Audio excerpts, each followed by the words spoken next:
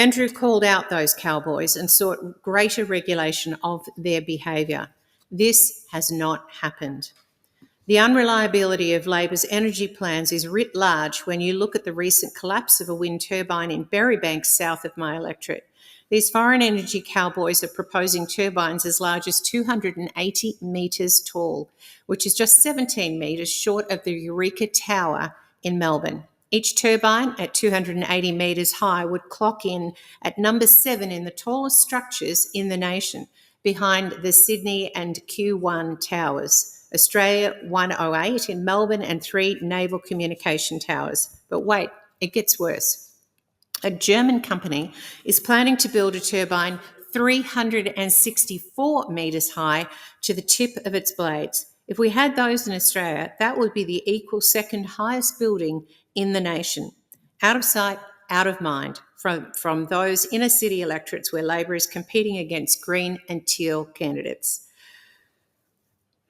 Labor proposes pincushion electorates like Mallee with massive turbines that, after the Berrybank turbine collapse and other recent safety incidents, you have to ask whether turbines are safe or good for the environment, let alone the potentially devastating impact on agricultural primary industry. Labor is happy to transform Mallee into an industrial wasteland. The Victorian Government has removed from their 2022 report an item that says without offshore wind generation, Labor will need up to 70% of Victoria's agricultural land for their renewable energy objectives. Don't worry, I kept a copy of the document, though they've removed it.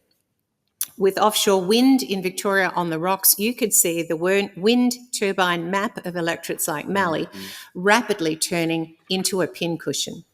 Australians are feeling the pain of this reckless energy transition in their energy bills and will continue to do so, as the Coalition revealed late last year that Labor's renewables-only plan will cost almost $600 billion, with the Coalition's responsible energy transition 44% cheaper at $263 billion.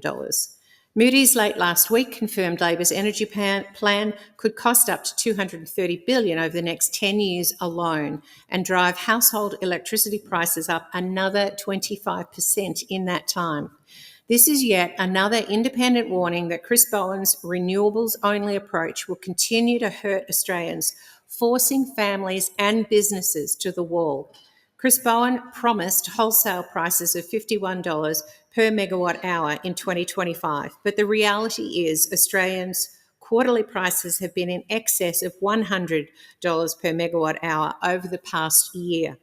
Energy policy failures are why regional Australians are urging their city cousins to desert the axis of Labor, Greens and Teals, whom I must add are backed by the energy barons of Climate 200. The very enablers of this destruction, not only in our regional landscapes and lifestyles, but our environments. I can only hope the expenditure in this bill might go towards departments and staff who will call out this nonsense on behalf of regional Australians. Salt of the earth, hardworking farmers like Glendon Watts, Ben Duxon, Tess Healy, Barry Batters, Gerald Feeney and Andrew Wiedeham, and Ross Johns, and too many more to mention from my electorate who didn't choose this fight. It chose them, and they are fighting. I'm fighting alongside them, and I'm grateful to Peter Credlin from Sky News for giving them a platform. And I look forward to hosting Peter and Shadow Minister Ted O'Brien in Mallee before the election to show all Australians the human face and cost of reckless energy policy and the alternatives at our fingertips.